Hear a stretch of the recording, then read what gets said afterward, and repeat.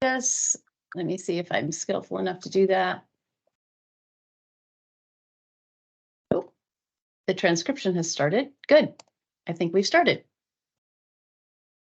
Okay, great. Yeah, so we're recording this and we'll let you know when it's done, just in case, it helps anyone, if you know of anyone who couldn't be here today, but really wanted to be, we're recording it and we'll let you know. It takes it takes surprisingly long to turn around a recording because we have to have a third party who helps us post it, but we'll absolutely do that and we'll let you know when the recording is done.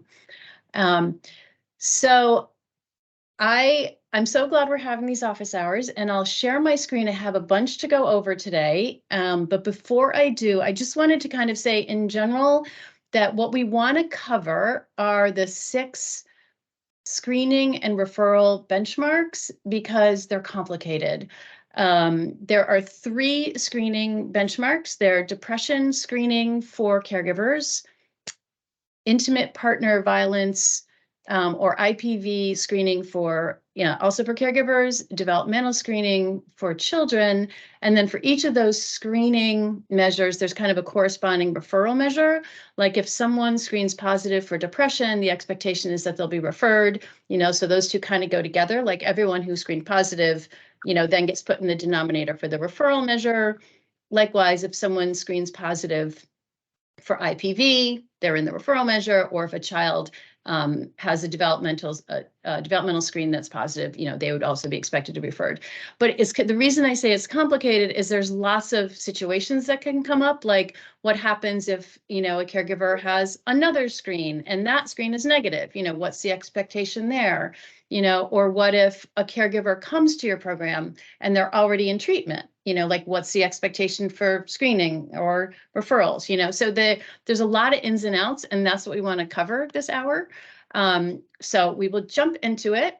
But first, before we and I'll go through each of those scenarios, but before we do, I wanted to make sure that folks knew what resource documents we have. So I'm sharing my screen. Hopefully you can see it. And once I share my screen, I can't see faces anymore or hands. So Rachel, maybe you could just give me a heads up if, if I'm not seeing or I'm not hearing something.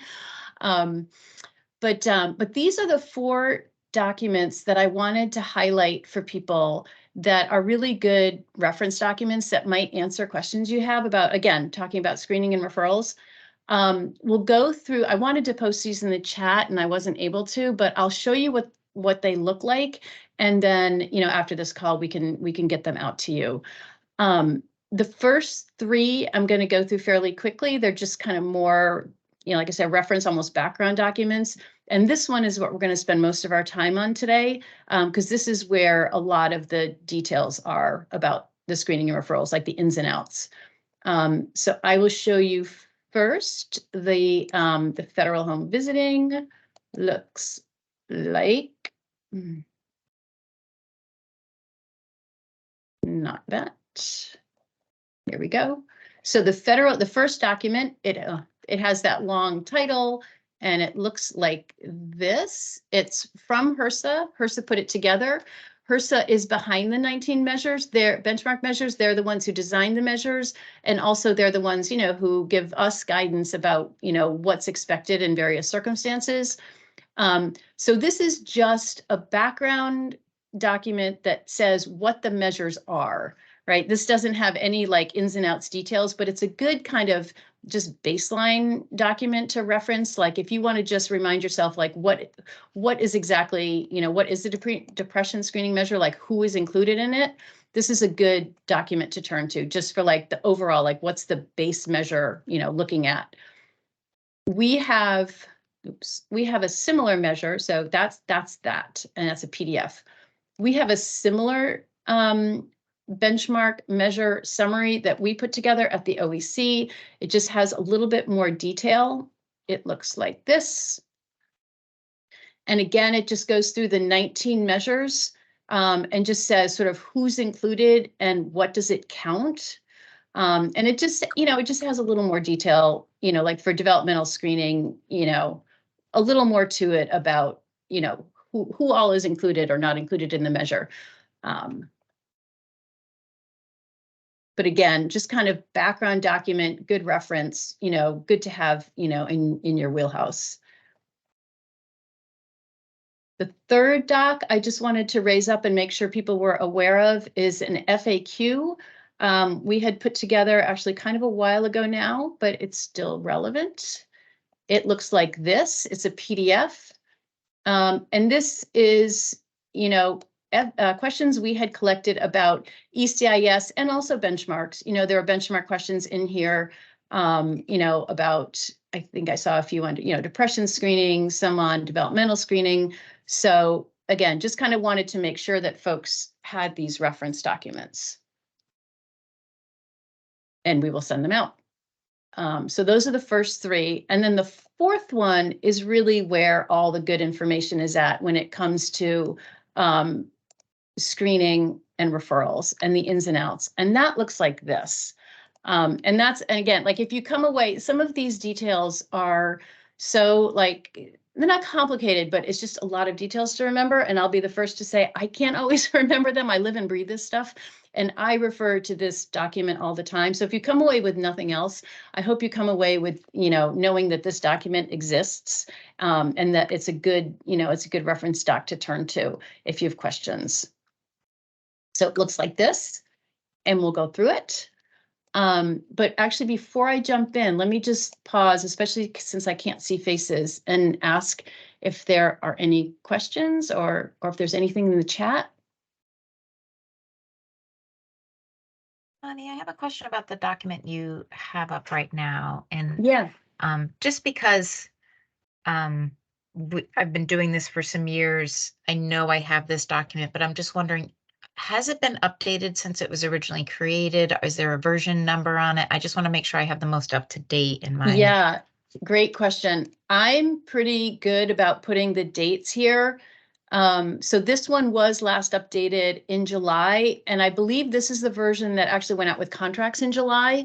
But that's a great question. And I think all the documents I just shared, see if this makes a liar out of me. Yeah, well, this doesn't because it's from HRSA, but the date, these are true, right? Like this is dependable. Like this really would be the latest version. So I would look at that date. And like I said, we'll send these out. So if yours has an earlier date, this would be, whatever, use the most recent one. Because it was updated at least once. I know there's at least one previous version of this. That's a great question. Thank you. Yeah.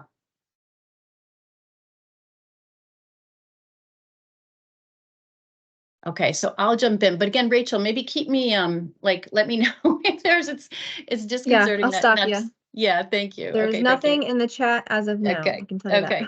that. Thank you. Perfect. Thank you. Okay, so these first three points are just kind of saying what I've been saying, which is like there's other reference documents like this. This is the one I was showing a minute ago, like saying that this document here is really just looking at those 6 benchmarks. Again, the 3 screening, the 3 referral. What do you do in certain circumstances?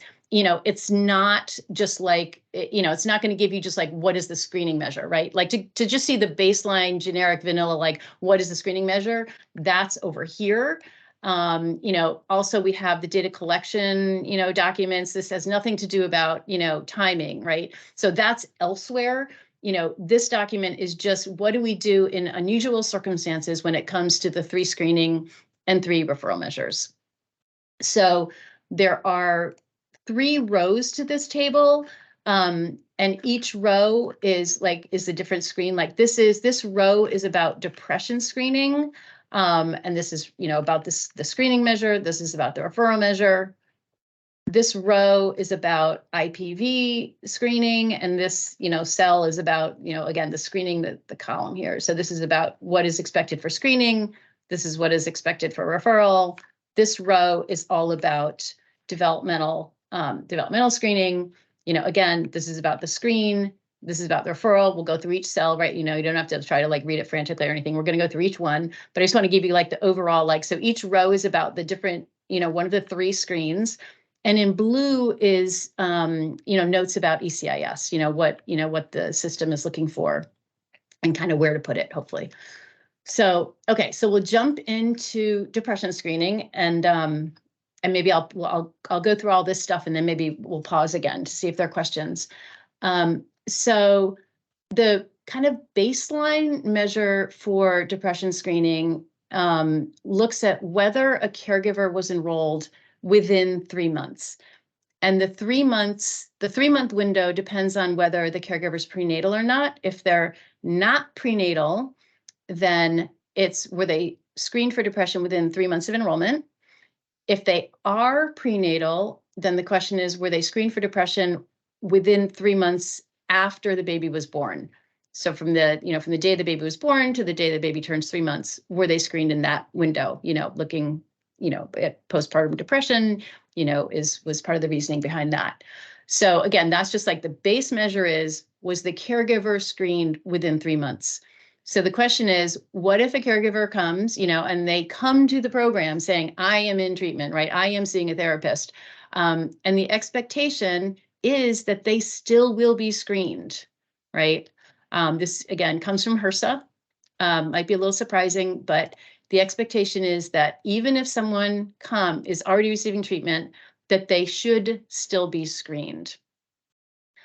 And then in ECIS, it's looking for a date, right, within that 3 months. So again, because since the measure is were you screened within 3 months, it's going to look at were you prenatal or not, which is going to determine that 3-month window. And then whatever that 3-month window is, the system's going to be looking for a screen that falls in that 3-month window and the instrument that was used.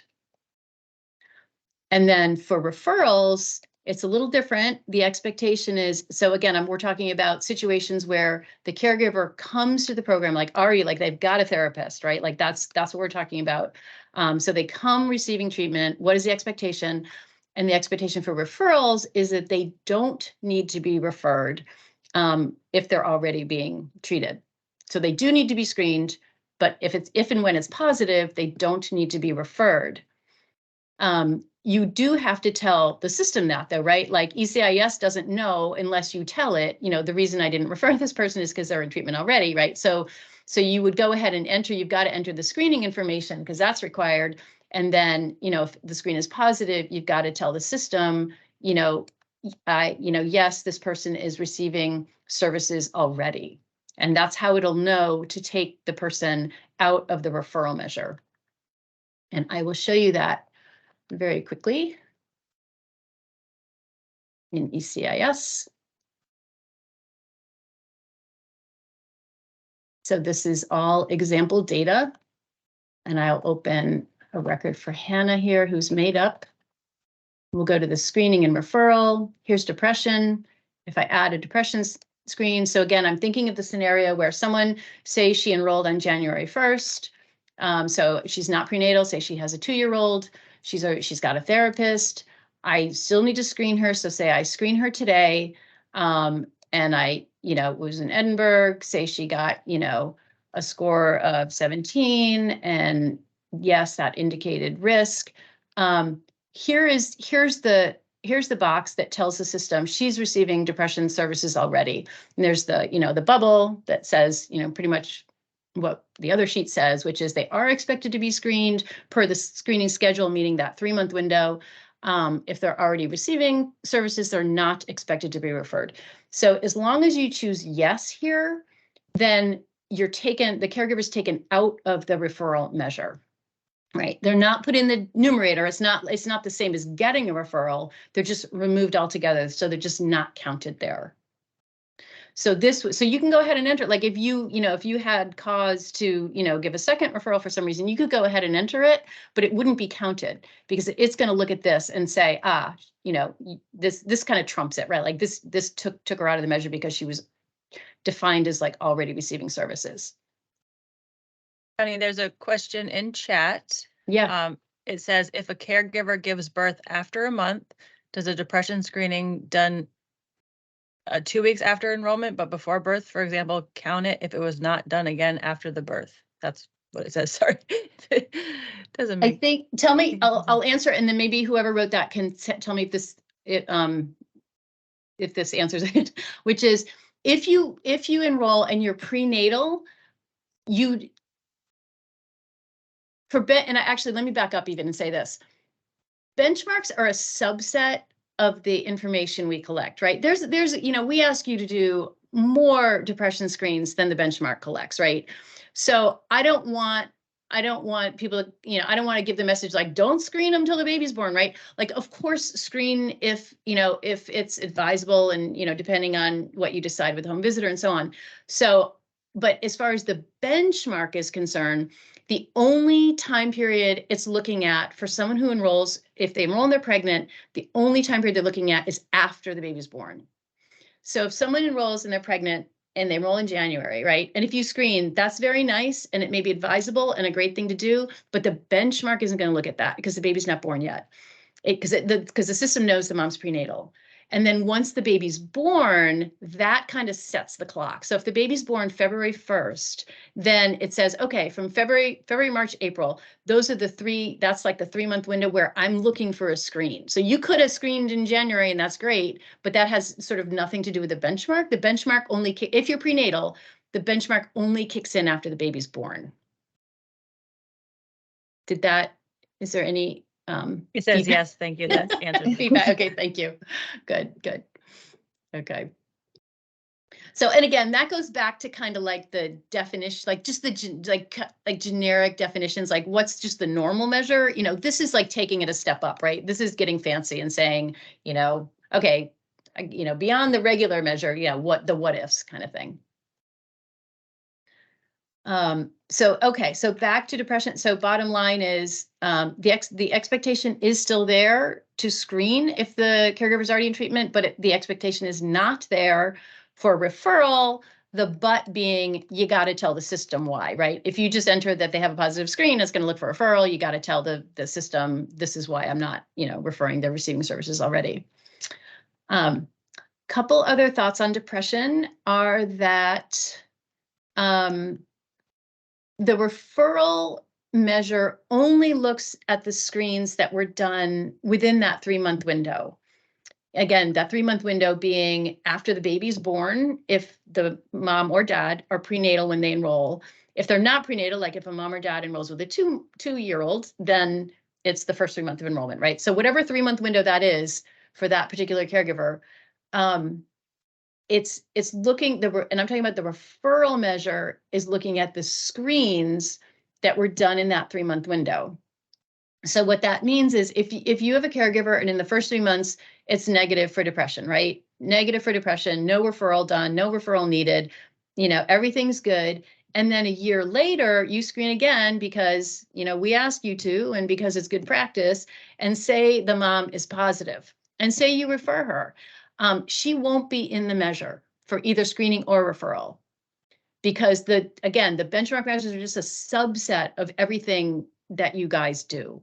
And so the benchmark measure is just looking at the screens that were done in the first 3 months and the referrals that were a result of the screens in the first 3 months. So I hope that makes sense to folks.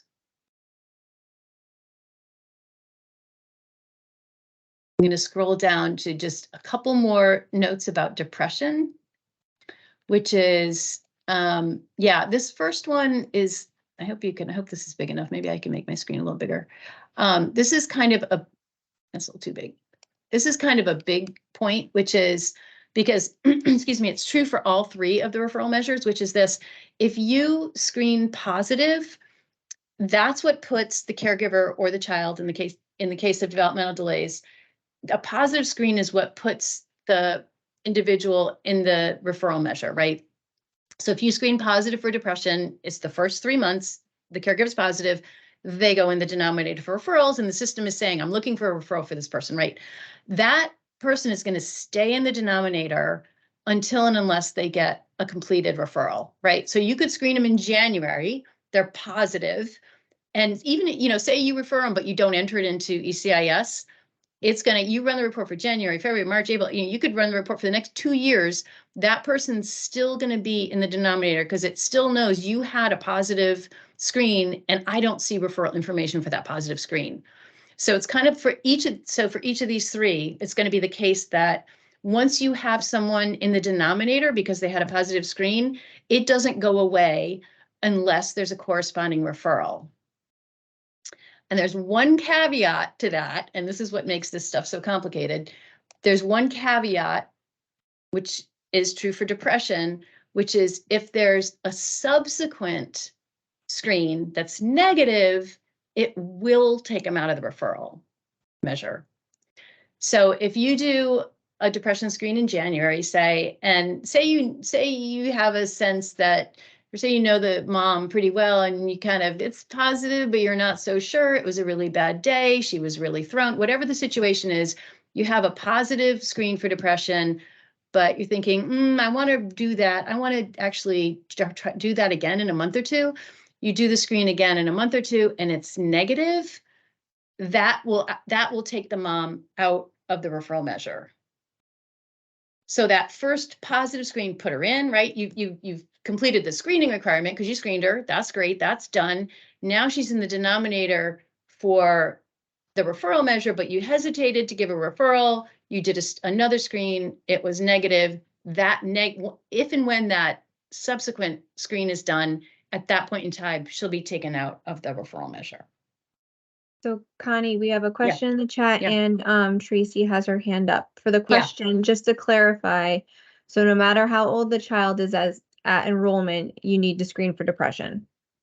Correct. Within the first 3 months. That to me kind of means also the mom's probably not prenatal. So if the mom is not prenatal, the child's age has no bearing. It's everybody, and this is men and women, should be screened within 3 months if they're not prenatal. Correct. Okay. She said, got it. So that's good. And then Tracy, you can come off mute and go ahead. Yeah. So my question is, I've had confusion about this because referring back to the benchmark measures in ECIS document that you have, it says whether the caregiver received the services they were referred for. And here you're speaking about a completed referral. We make referrals. However, if the caregivers don't follow up and make an appointment, I thought we couldn't get credit for this.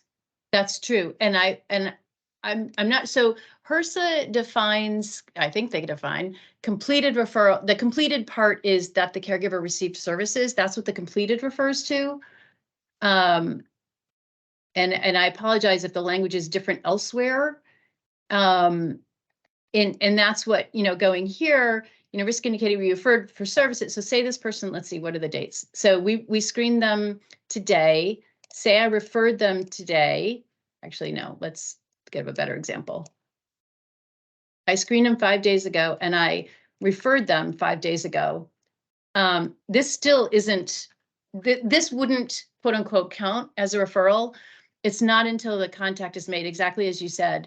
The caregiver has to make service contact and it's this date here. Say they went yesterday. This is the date on which it's considered, that the referral was quote unquote, the referral was done and it was completed. The quote unquote completed means that there was a full circle, the caregiver received the services that they were referred to. So it is that this has to be, this has to have a date and it's this date that, it's as of this date, I should say, that the referral is considered completed. Does that, did you see, so Tracy, did you see language elsewhere? So here it's looking for a completed referral. That's the completed in referral. Yeah, I guess to my mind, like completing a referral is making the referral, but you're talking about accessing the service. Okay. Yeah. Yeah, and it's as opposed to IPV. IPV is that you make a referral, will still be referred to, will still be screened. No, that's not it. Yeah, that is, excuse me, and that, receive a referral, like, as opposed to a completed. Yeah, it's the word completed is intentional and my memory is that that's directly from HRSA. And that's the part that refers to there has to actually be a receipt of services that's documented. Okay. I'm sorry, Connie, could you just repeat that one more time about the referral is made and it counts in the measure only once the date is put in that they have the first contact? Exactly. Okay, so otherwise if they don't follow through, and do that, it's always going to be showing up. That's it. That's it. Okay. And all these measures are different.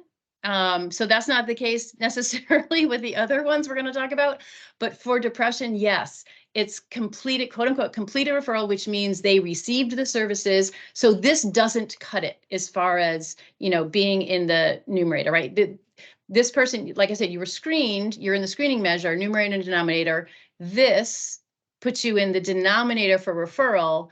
This isn't enough, right? This is okay, good, but we need to see this with the date, you know. And by the way, these dates have to go in, they have to be go in order. I was seeing some funny dates. I may have talked to some of you about straightening out dates.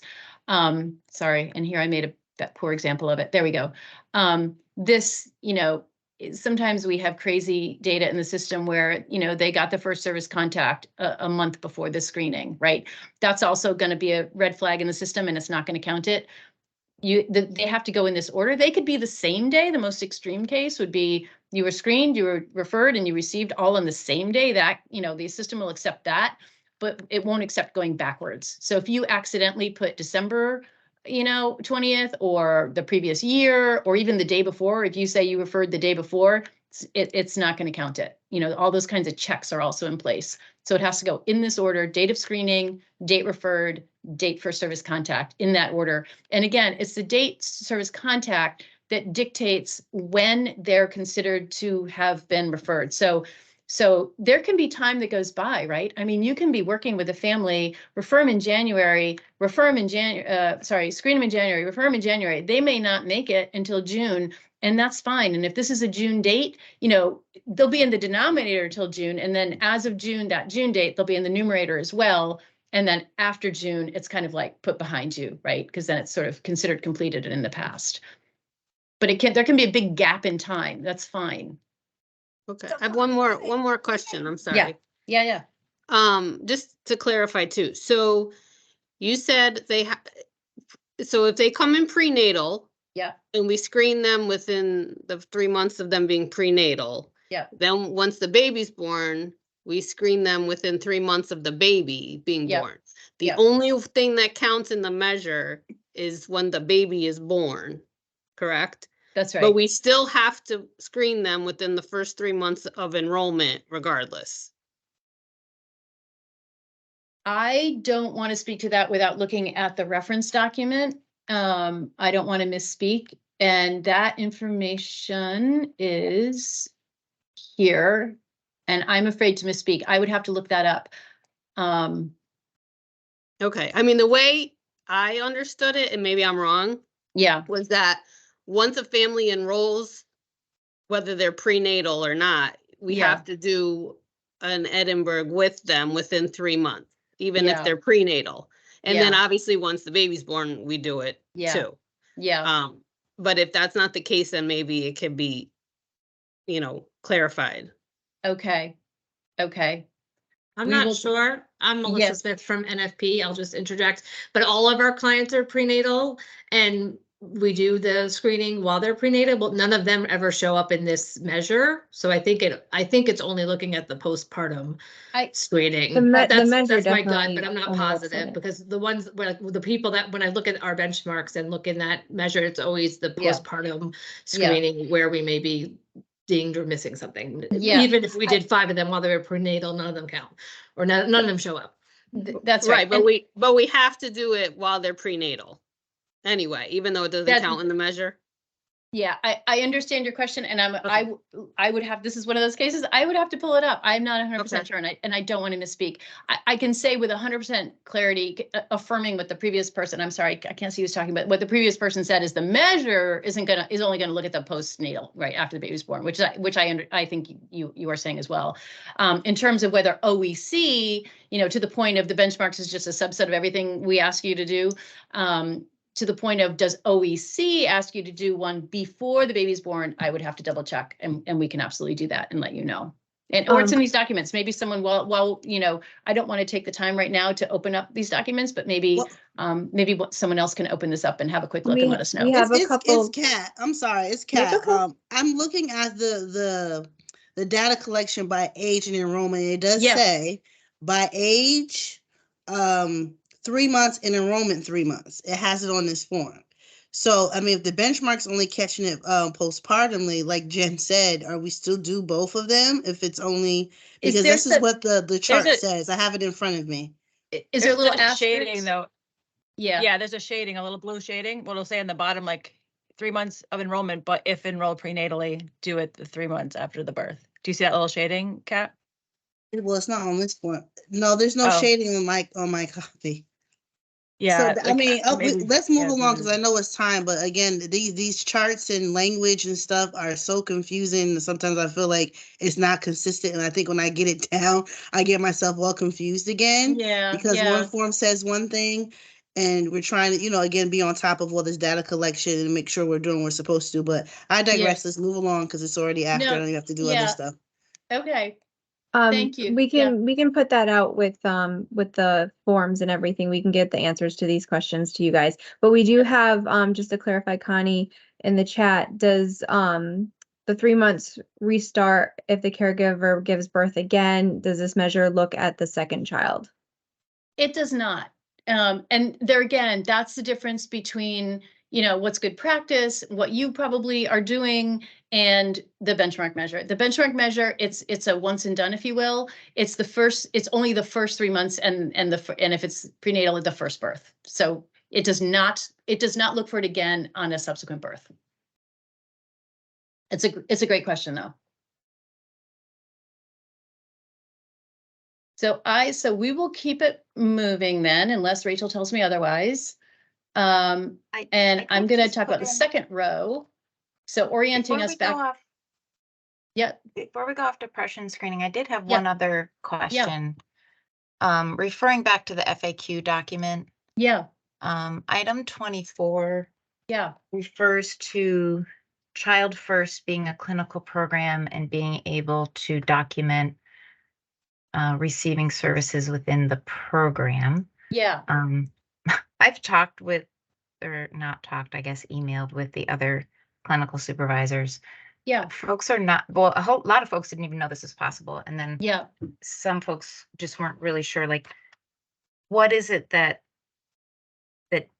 I guess meets that standard? What is the standard for that? Does something need to be in the treatment plan in regards to that? I mean, the child is our client, so I'm just trying to figure out how we accurately document that. Yeah, that's a really good question. I don't know that I have a good answer. I don't know if there are OEC folks who have thought about that. I know that has come up and it made it onto the FAQs because it came up in individual circumstances where, you know, where it was the case where, you know, that was a clinician who was working with the mom. And so we said, you know, yes, that quote unquote counts. I don't know that we've fleshed out standards. I'm thinking that might be a question we get back to you as well. Yeah, I added it to the list. Okay. And I don't know if OEC folks, if anyone has other thoughts about that. But what is the question? Yeah, is that Deborah? Because I have the same question. Is it because it makes me think of NFP? I think you're talking, Deborah. Yes, it's 19 up above, or is it 21 right here? Which of the questions is it? Oh, which one on here? Yeah, which was that, Tracy? I think I have an older document. Oh, okay. Actually, let me just look in the here quickly. The question was depression referrals. Does referral for depression count for Child First services? And it used to be item 24. Okay.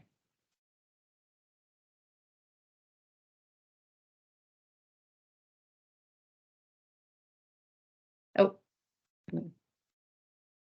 Okay, page 9. It's above IPV back in the day. Okay. Here we go. This was the question. Yes. Yeah. So again, I don't know that we've sort of formalized what is necessary to count. I think there was, basically trust with the program. Yeah, and I don't know that there's a formal answer to that. But I'd certainly like to bring it back to the group. Well, it seems that if I remember correctly, that if we were involved in the program as a McPhee funded program, and Child First was brought in because of the mother's mental health and the impact on the developing child, we needed to discharge until their service, because they were also McPhee funded. So we couldn't have two programs in at the same time that were McPhee funded. So that would become our referral source who began giving services. But is the difference on the behavior of the mother, or is the child the focus of the service? So I think that, yeah. Melissa, do you have any thought about that? My thought was different, Deborah, along the lines of like in NFP, we're given like a mental health intervention, and we're Right, told and from we our do that, model yeah. that we can be the intervention. So That's like we can correct. refer to ourselves. That's where I was going with it, Deborah. But yes, we all both can't generally be in the house the same time with the same funding stream. So I hear what you're saying too. But I was wondering if Child First was looking at themselves as the intervention or the referral, because in NFP, we can be the mental health referral if the nurse uses the mental health pathway. I don't know if that's making sense, Deborah. Right. No, that's true. And we also can be the holding pattern so that we can, with the clinical pathways that we have, we can provide support services. We're not therapists, but we provide those services until a family believes that they can either allow themselves to go into formal therapy. So we are a referral service to ourselves because of the additional training that we have in behavioral and mental health. Yeah.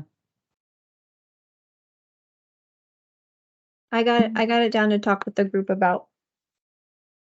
Okay.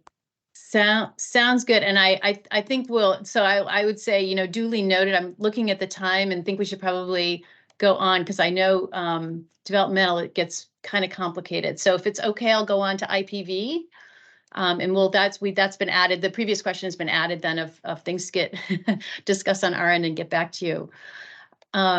So IPV is, probably the simplest of the three in terms of the ins and outs. Again, orienting back to this table, the question is, what about caregivers who are receiving services at the time the IPV screen is due? This column being the screening, this column being referrals. So for screening, the expectation is a caregiver will still be screened, just like depression, even if they're receiving services at enrollment.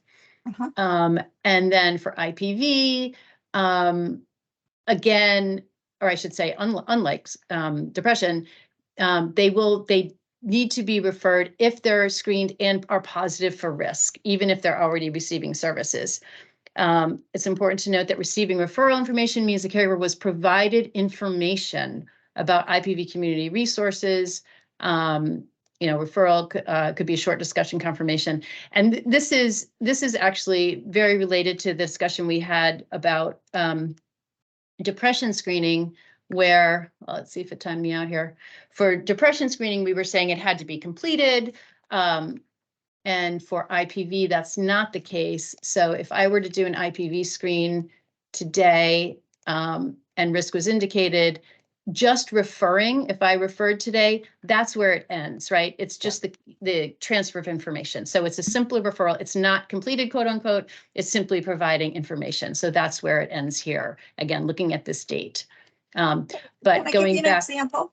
Yeah. We have a mother that was referred to us from one of the domestic violence shelters. Yeah. So what information are we going to give her that she doesn't already have? She's there receiving their services. We're doing the refer. Yeah. Yeah. Yeah. No, I was just going to say, I mean, we had the same question for HRSA. And it kind of amounted to this, like a confirmation. It's sort of having the conversation, about their involvement with the shelter. Who are they talking to?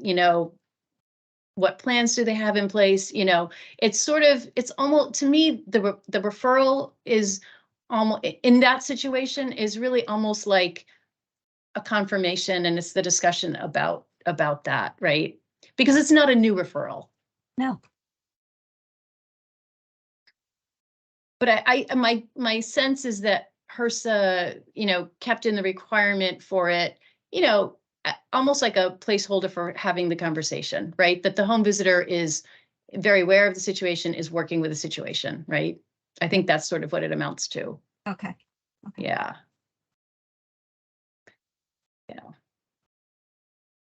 I'm going to zip down here to the notes on IPV, these 3 bullets. This is the same condition we talked about before, where if you get a screen and it's positive, the positive screen is going to put you in the denominator, and it's going to stay there until and unless there's a corresponding referral. Again, referral in this case is giving information. It's having a conversation.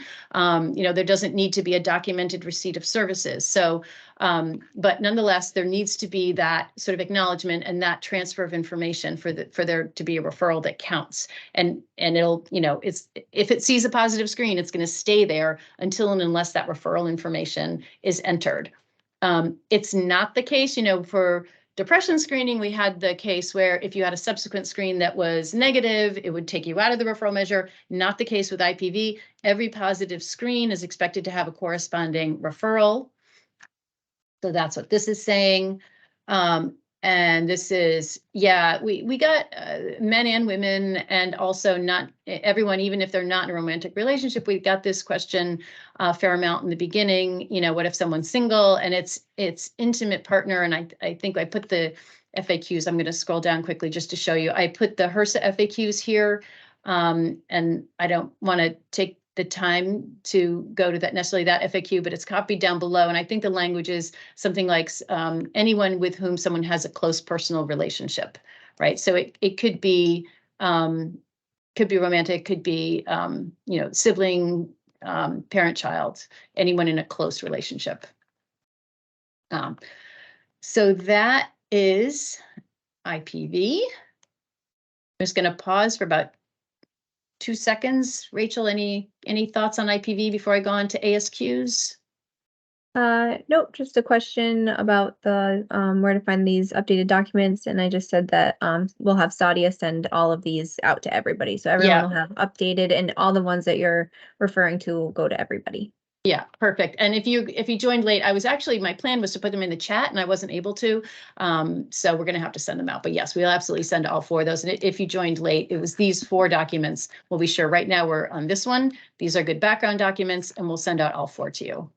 And Steph just put the link in to the resources on the OEC website. Oh, well, and that's where they all live as well. And we can double check that.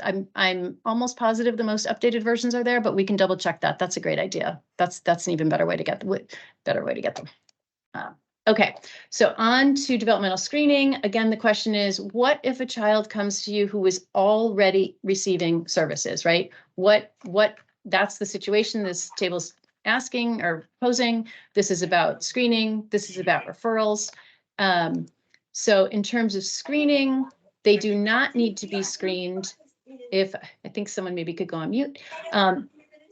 They do not need to be screened if they enter the program already receiving services. Rachel, I don't know if you can maybe. So a child doesn't need to be screened if they're already receiving services. But like we said about depression screening, you've got to tell the system that, right? You still have to, and I'll show you in a second, but the system doesn't know that the child's already receiving services. So you're going to have to tell the system that. Reminder that the benchmarks are done, the benchmark measures that the screening benchmark measure looks at is 9/18, 24 and 30. Obviously, there's lots of other ASQs. I know we asked you to do them at other points in time. These are the ones that the benchmarks are looking for. So it's at these 4 times. It's really only 3 times since this is an or, it's 24 or 30. So, but it's really 3 times. If a child is receiving services already at these times, then you have to go in and, because the system is going to be looking for an ASQ screen done at each of these 3 times, or a mention of, I know an ASQ is due, but the child's in services, and that's why I'm not doing it, right? That's sort of what you're telling the system. And that's what this is saying. There's an ASQ pop-up, no must be entered under ASQ completed, and the reason not completed shown. Let's hope I didn't get bumped out. And then I want to go to this child, because I believe they have an ASQ that's due.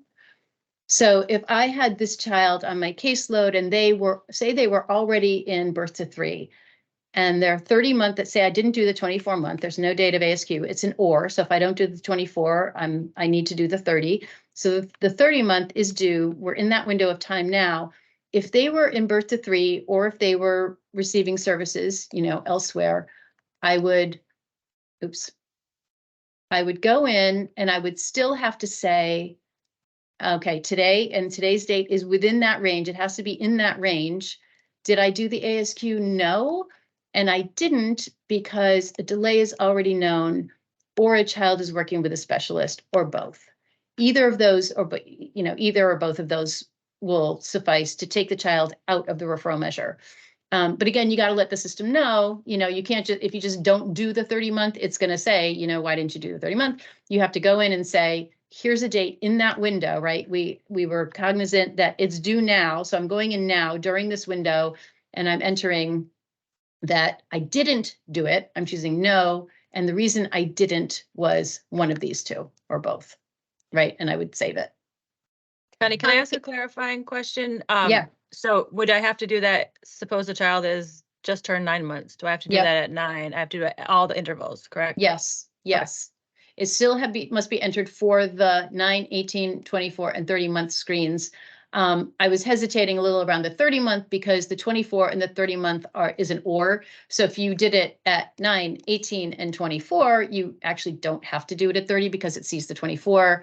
The child we were just looking at didn't have a screen at 24, so I really would have to do it at 30. But again, given that's kind of a whatever, an aside is that the 24 and 30 is an or situation. But yes, when a screen is due, either you're kind of you're expected to either do the screen or tell the system why you're not doing the screen, right? Is sort of what it amounts to. We have a hand up from Tracy and then Deb. Yep. Tracy, go ahead.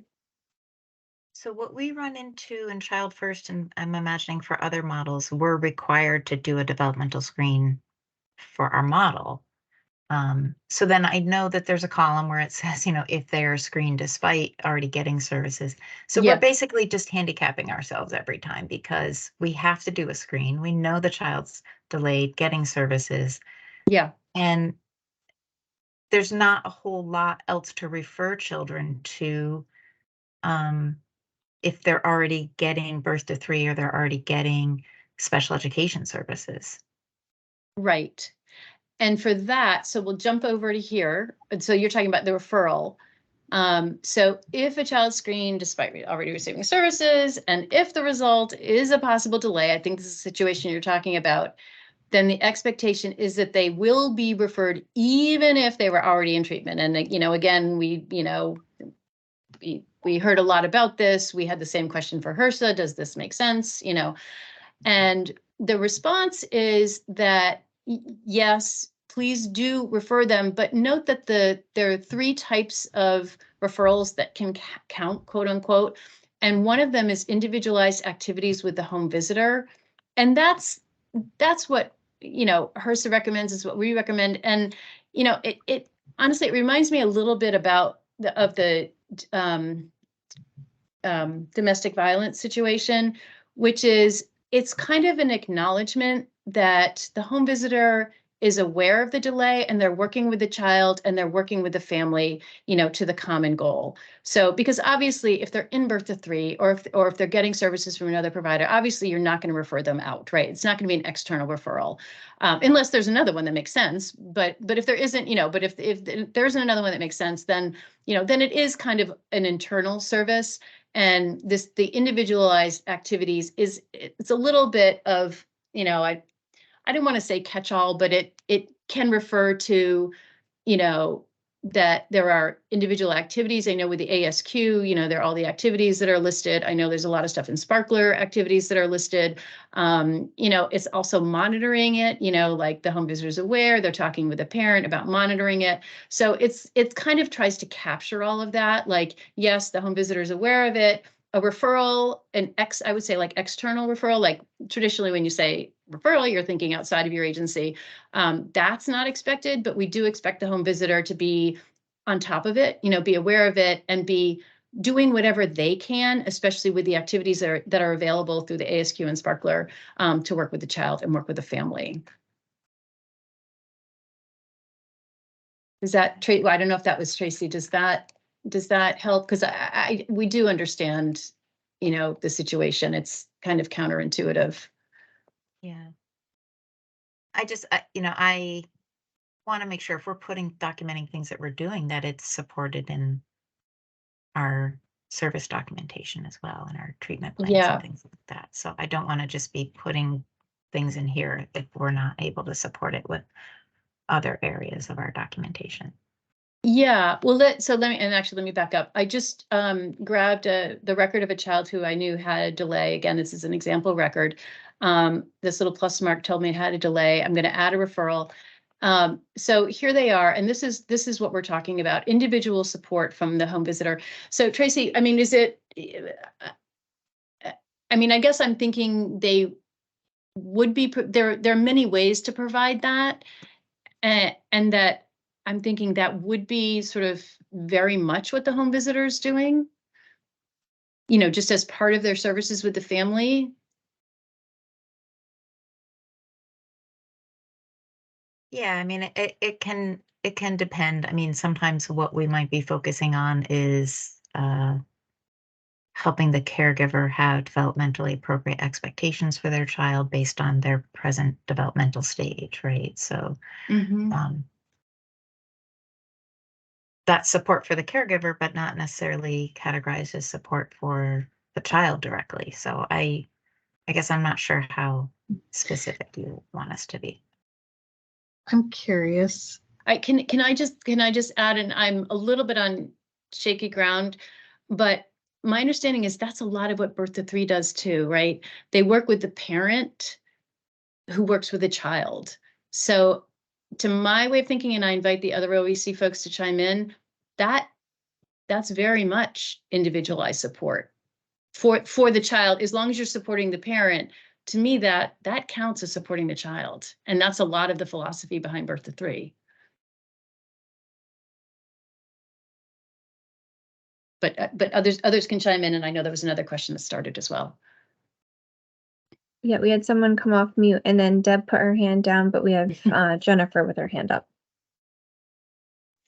Yeah, so well, I have two questions. So the first one is, so if they're already involved with Birth to 3, but it's only for a specific thing, like for speech, but should we still not do an ASQ for the other areas and check they're already involved with Birth to 3? Because I always like to do it with the parent to just go over the other areas, but then it comes up with the same issue of, do I check just individual work with home visitor as the referral?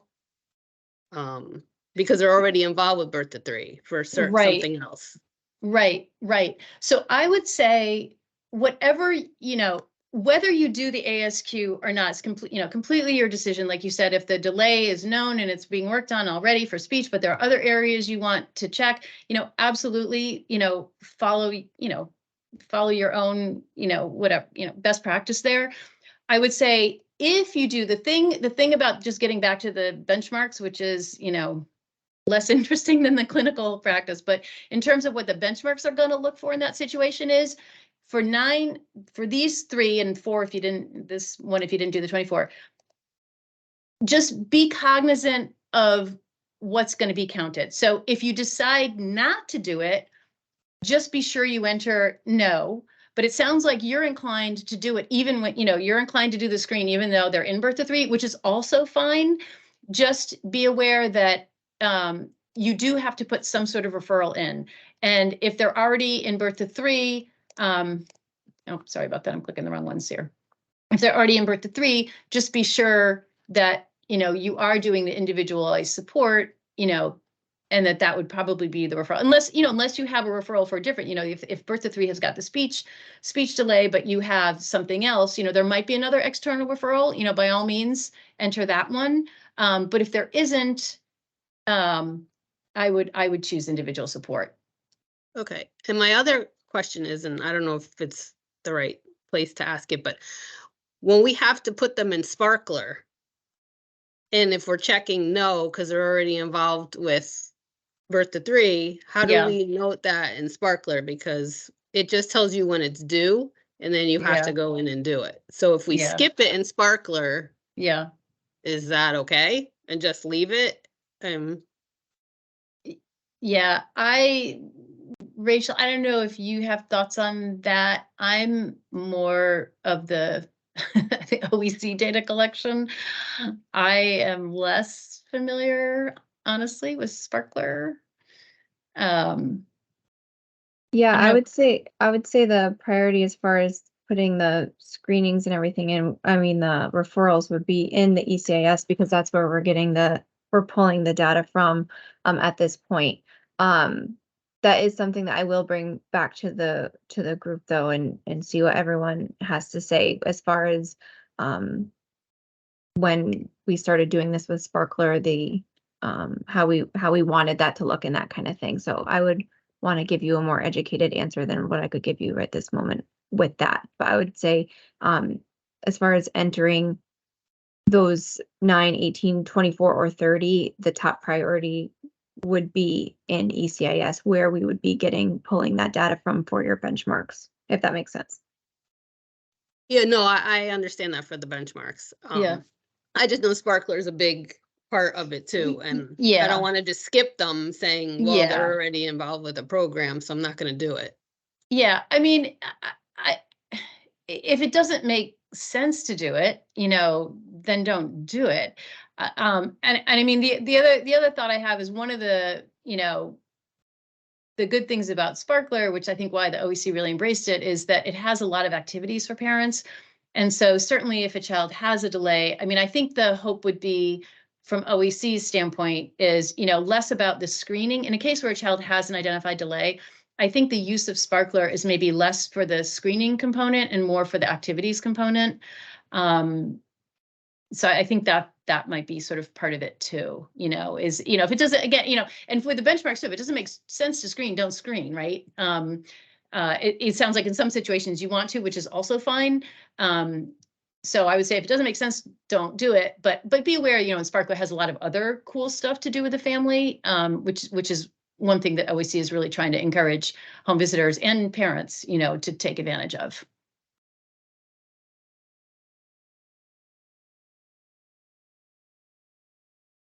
So I will zip down to developmental referrals, just a few more notes. Oh, we are at time. Okay, I'm going to go really quickly. I know we probably will start having people drop. Let's see, this one is just like the other two, which is a positive screen is going to put you in the denominator, and it's going to stay there until and unless there's a referral.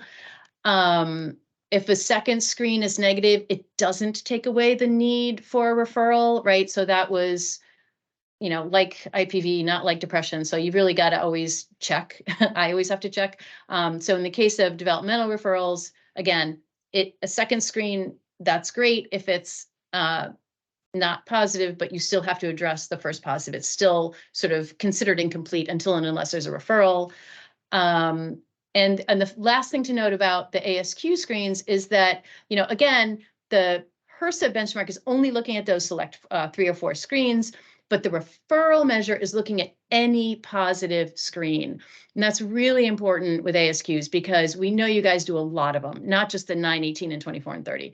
So it's looking like if you do a 2-month, a 4-month, a 6-month, and you flag a delay and you enter that, it's going to see that delay and it's going to look for a referral. And it's also not only that, so it's all the screens, right, beyond the 918, but it's also ASQ SEs. It's also going to look at those screens, which again, not part of the benchmark measure for screening, but the bar is kind of high for referrals, you know, because they're they're so important, and they're such a big part of what home visiting is trying to do. So so that is the last note on that. And then just a note, I know we've had this question a number of times, if a family refuses a referral, that's fine. We know that, we expect that. That's why it'll never be 100%. But that's, that should be documented. In other words, the fact that, if you gave a referral and the family refused it, in the case of depression, it won't be completed. That's okay. Nothing you can do about it. It is what it is. So I'm going to stop there. I know we're at time, but I am happy to stay on for as long as folks might have additional questions. Connie, I'm sorry. One more question. So yeah, the developmental screen, we make a referral. Yeah. And do we have to also put in the day that they started the services? Is that part of the measure too, or is it just strictly the day we make the referral? I'm really glad you asked that, because it depends on what the referral is. I'm going to take them one by one. If the referral is birth to 3, then, okay, say you made the referral on January 1st. It's when the child received the birth to 3 evaluation is when it's considered completed. So if they receive the evaluation 10 days later, this is the date on which the referral is considered complete. Like complete in both senses. It's a quote completed referral because they received it and the system says, okay, I'm going to count this as a referral, right? So if it's birth to 3, and these are blank, I know this has caused confusion because people think they should be able to fill these in, but they're blank or they're grayed out on purpose, because for birth to 3, the follow-up question is, okay, great. You referred in birth to 3. Did they get an evaluation? If so, on what date, right? If you choose another community service, again, you referred them on January 1st. In that case, they're not getting an evaluation, but they're receiving services. So this one is the one that is looking to be filled out. Yes, they did. Again, what date, right? And this, again, this is the date. Date services received means the referral was completed in the sense that the child actually received the services, and it's completed in the sense that it's counted in the measure, okay? The third one that counts, quote unquote, is individual support from the home visitor. We talked a lot about that. That one, I mean, date referred and date received is pretty much the same thing. They receive services, yes. So whatever you choose of these 3, individual support, birth to 3, or other community, that's going to dictate the follow-up field that needs to be filled out. And in the case of other community or birth to 3, it needs that kind of ending point of, when they actually met with the other provider. Did that make sense? No, yeah, that's good. That was Jen. Thanks. Oh, Jen, okay, thank you. Yeah. Sorry, I can't see faces. No, that's okay. Connie, I'm gonna head over to our other meeting. Okay. Thanks, Rachel. Bye, everybody. Okay. Thank you, folks. So I will hang on. Actually, I can hang on, I guess, for another minute if there was any last questions. Yeah, Connie, I do. This is Deborah. I have the HRSA guidelines, definitions and guidelines from I get to correct year through May 2022. Is that correct, or is there something that's updated since then? What guidelines are you looking at? Let me put my screen on and I'll hold it up so you can see what it looks like. Oh, and get my camera down here. So sorry, apologize to you.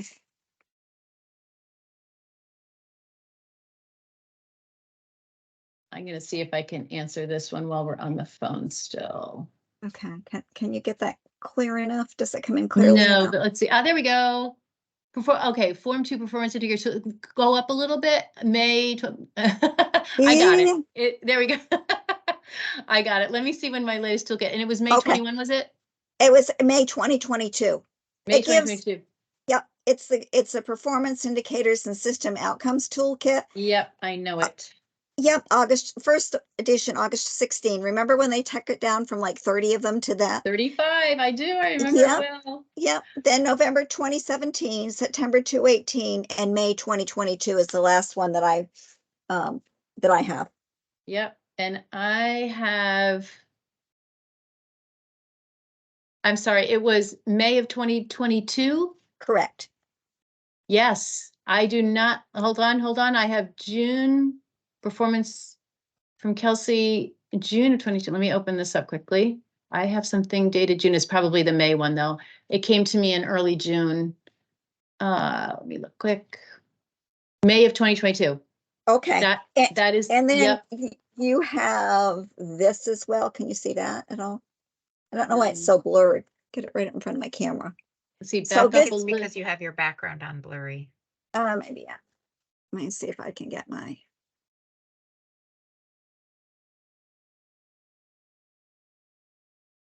Settings, is that where I go? To settings? I don't know where. It is, let's see if I can, I'm not great at these things. View, maybe? Gallery speaker together, more options. Turn off incoming More, good. Go where? I think more, and then That says turn off settings. incoming video, full screen is what it shows me. It's under more options.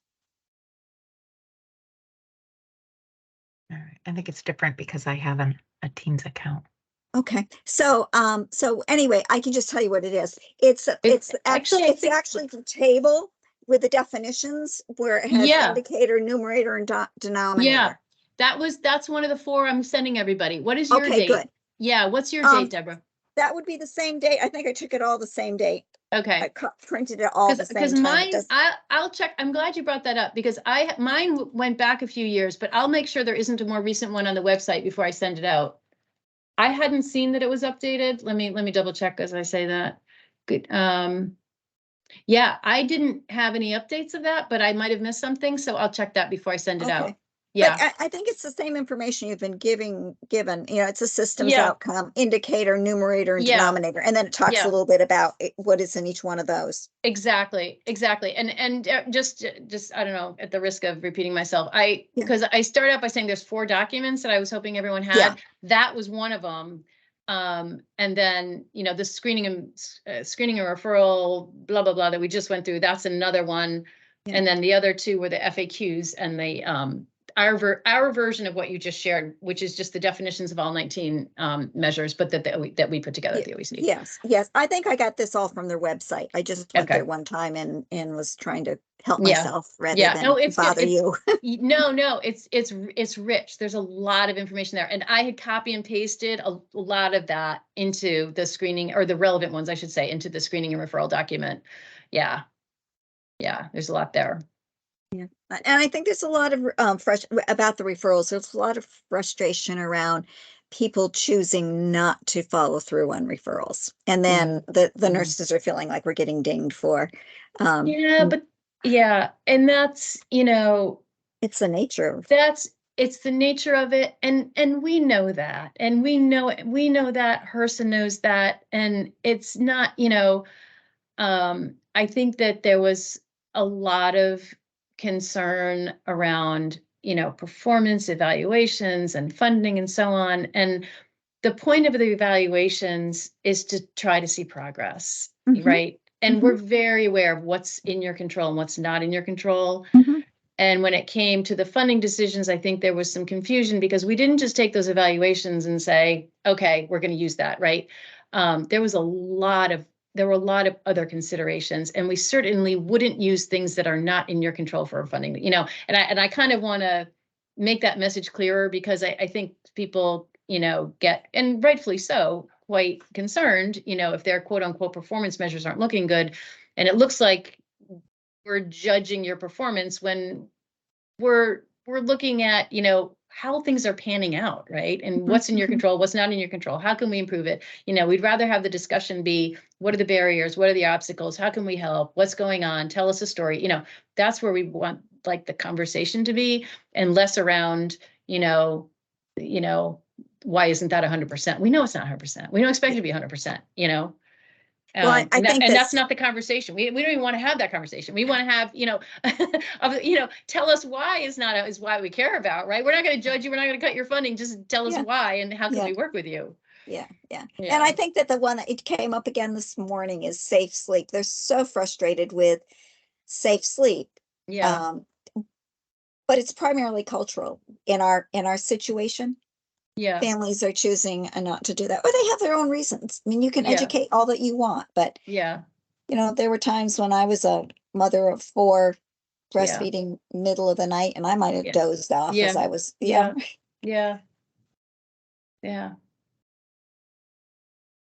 didn't sleep with them, but you know, certainly was tired.